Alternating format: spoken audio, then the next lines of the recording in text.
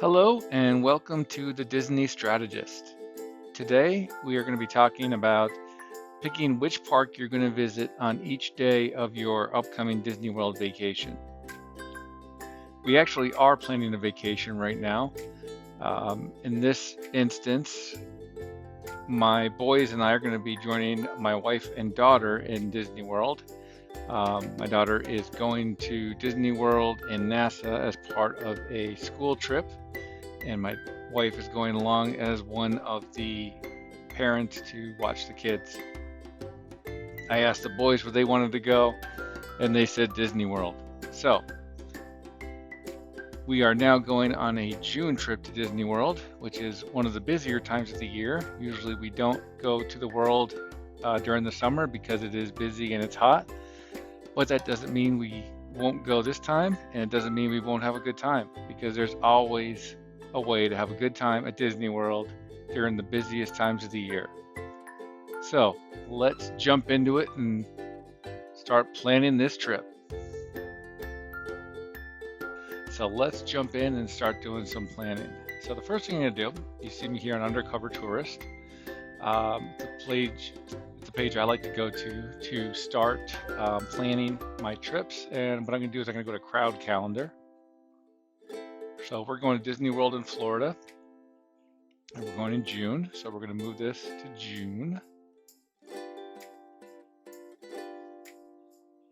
All right, here we are in June. So we'll move to the week that we were in. Now, interesting, just for everybody's knowledge, Undercover Tourist isn't the only place you can get this. There's several different sites, and we'll put them in the comments that you can go to. But as you see on the list here, you have every day of the week. So we have the end of May here, 28, 29, 30, 31st. And then we have the 1st, 2nd, 3rd, first week of June, and then the 4th through the 10th. We have different indicators of how busy in general the places are going to be. So the higher this number out of 10 is, the busier it's going to be. So this Sunday's a 9 out of 10, just about the busiest it could possibly be.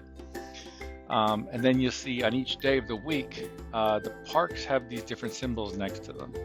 So a red exclamation point means it's going to be very busy. It's a park to avoid.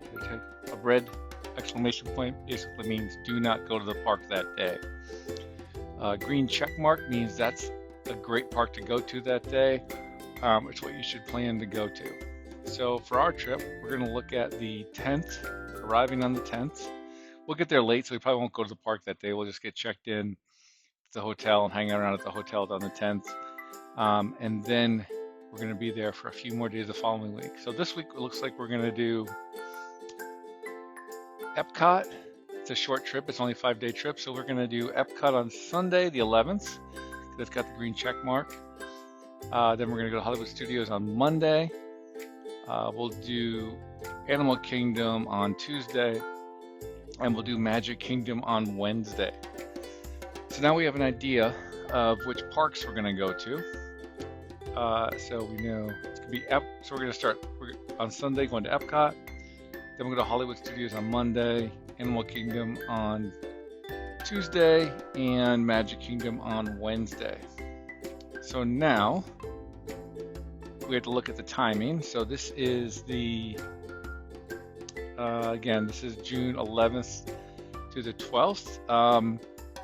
We cannot make dining reservations yet for Disney World because we are out, we're more than 60 days out from the first day of our trip. So we'd have to wait until April 11th, I believe, to make our first reservation. So once you can make reservations, the length of your stay, once you get to 60 days before your first day of arrival.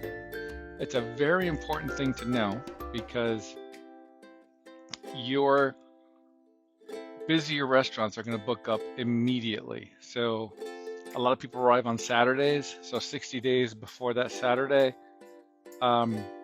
is when a lot of the more difficult reservations to get are going to be gone already. So if you're trying to go to Cinderella's Royal Table, if you're trying to go to Akershus for this, the Princess Celebration, if you want to go to Space 220 in Epcot, if you want to get that elusive Rose and Crown pub, tableside seating for fireworks. That's a tough one to pull down. So any of the important places that you want to go, could be even Chef Mickey's for breakfast, you're going to want to make sure you're booking those reservations at the 60-day window. So now you know when you're going to visit the parks, you know which parks you're going to be visiting each day, and you get to sit down with your family and friends, those that you're traveling to Disney World with, and have some fun talking about what restaurants you want to visit, what experiences you want to go through, what tours you may want to try. Do you want to build a lightsaber at Savvy's? Talk through that, figure out a plan for what you want to do. Put a reminder on your calendar so you know exactly when your 60-day reservation window hits. And be prepared to get those reservations in and plan out a great Disney vacation. All right, folks. Have a great day. Remember to subscribe and like the video. Thank you.